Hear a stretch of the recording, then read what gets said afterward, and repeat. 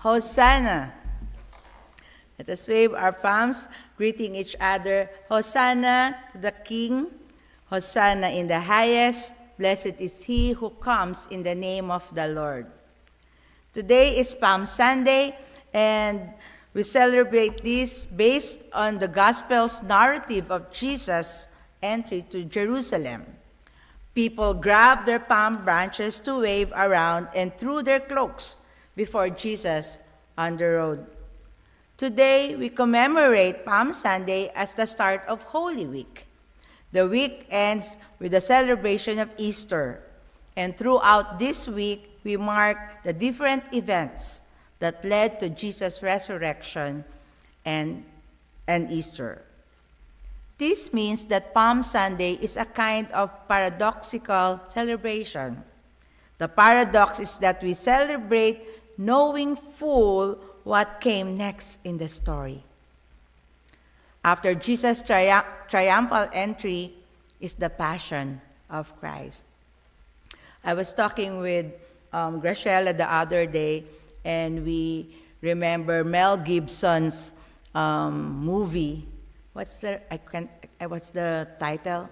The Passion of Christ. And we both shivered, imagining how it was when he was crucified.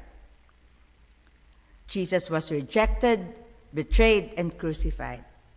Yet here we are with full smile, waving our palms, saying Hosanna. But yet we know, thank God, we are in the generation that we know that there is next after 3 days. And that's the very reason why we, at this generation, can fully sing Hosanna, wave our palms, knowing that God in Jesus Christ does not end the story on Palm Sunday, nor on Good Friday. But on that day, when Jesus entered Jerusalem, there are different speculation and beliefs who Jesus is. The people ask, who is he?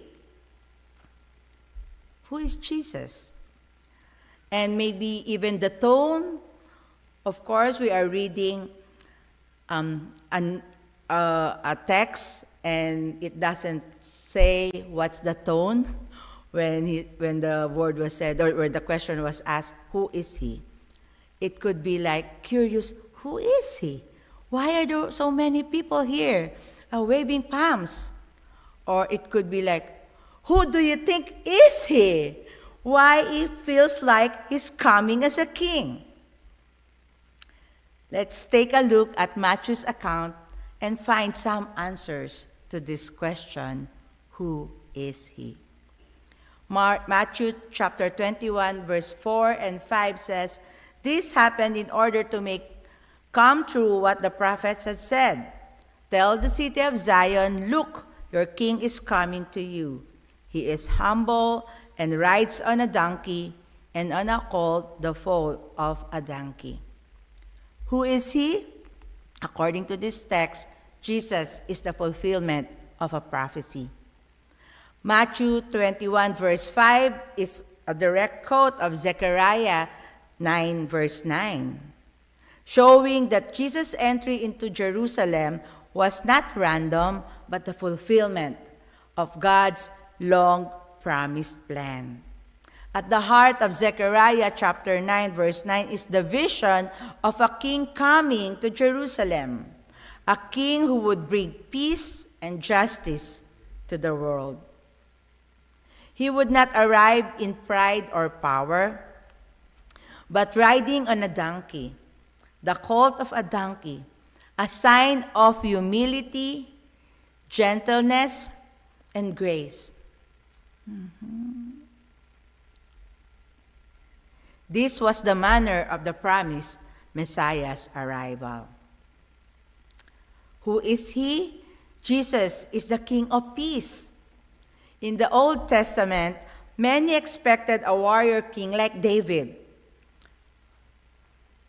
We cannot blame them. They were always in a battle. And so, in their mindset and in their belief, them who had a victorious king, David, before, so the coming ruler would also be with this military strength, maybe a chariot, and the force of war. But the prophets revealed something different, just like Zechariah. The coming Messiah would bring peace, not through violence, but through humility, righteousness, and grace. So this is the beauty of Palm Sunday. The King came, but not as the world expected. Jesus came in peace, fulfilling prophecy and revealing that God's way is greater than any human expectation. Maybe in our own modern world, surprise, surprise! I'm not here to fight, I'm here to give peace. Then further, verses 8 and 9 says, "Now a large crowd spread their clothes on the road. Others cut palm branches off the trees and spread them on the road. The crowds in front of him and behind him shouted, 'Hosanna to the Son of David! Blessing on the one who comes in the name of the Lord. Hosanna in the highest.'" Who is he? According to these verses, Jesus is the Savior. The word Hosanna literally means save now or help, I pray. For some in the crowd, it may have been a sincere cry for rescue, an honest acknowledgement of Jesus as the Savior and the promised Messiah. But for others, it may have been only a moment of excitement, a spontaneous response to the crowd and the atmosphere. You know how that is feel when you are in a parade and they were cheering, and you would cheer also and wave even though you don't know who are you waving at?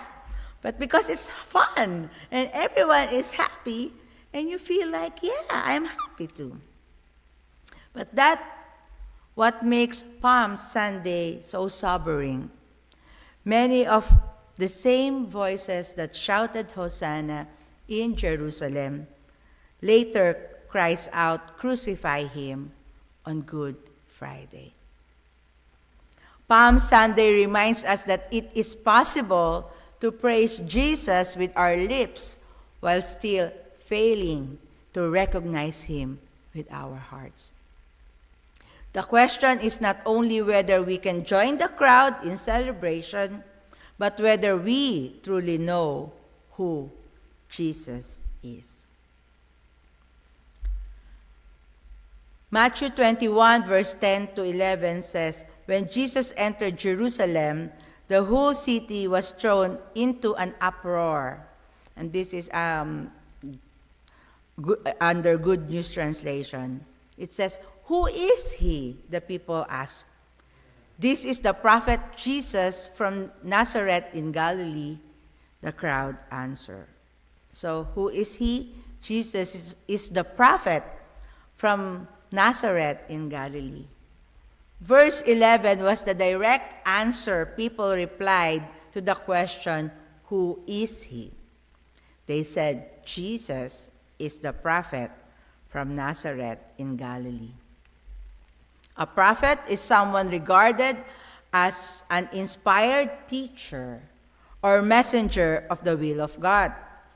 For maybe, perhaps, Jesus was and still is viewed this way: a great teacher, a messenger, but not the Savior, not the long-awaited Messiah.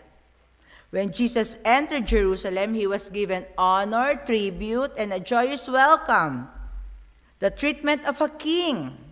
Crowds cheered and laid palm branches before him.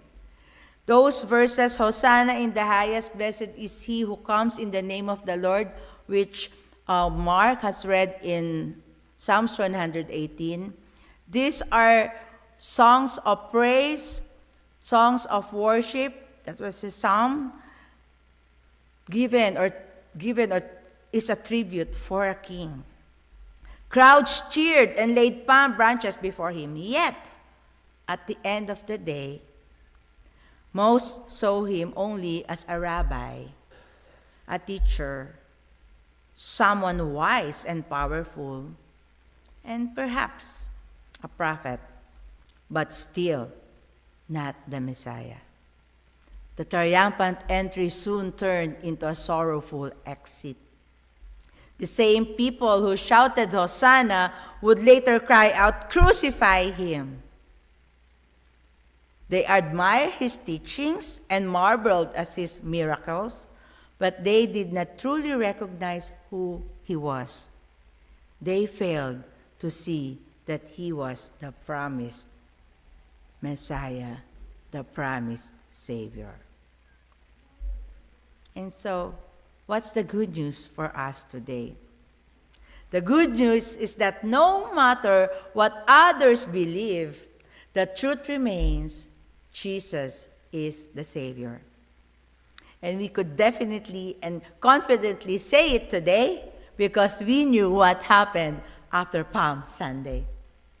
That's our advantage for us today.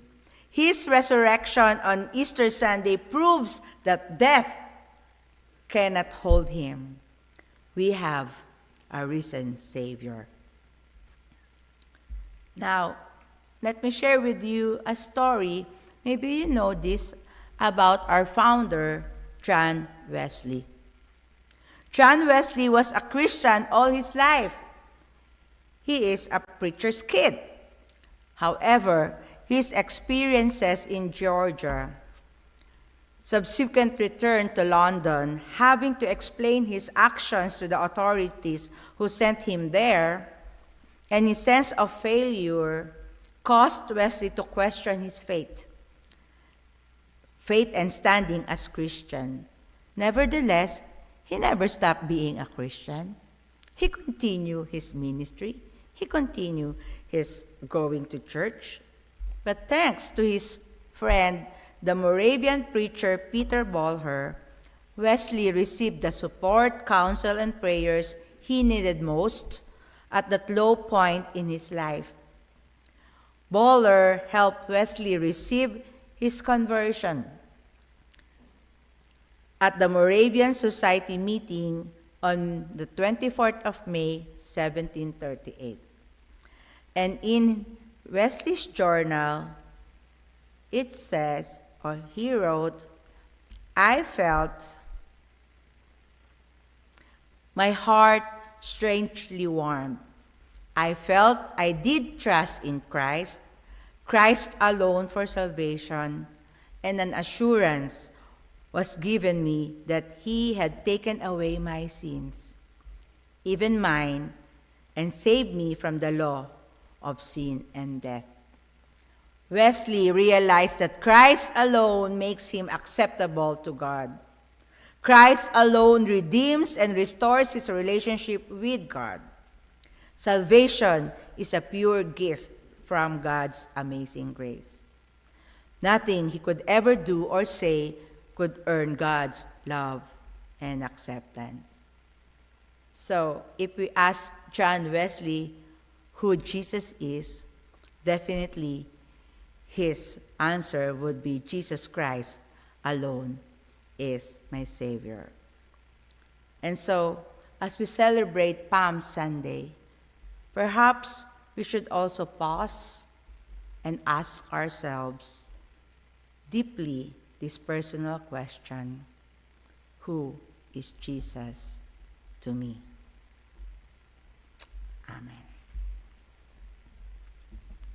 May I invite those who are able to please stand as we have our affirmation of faith.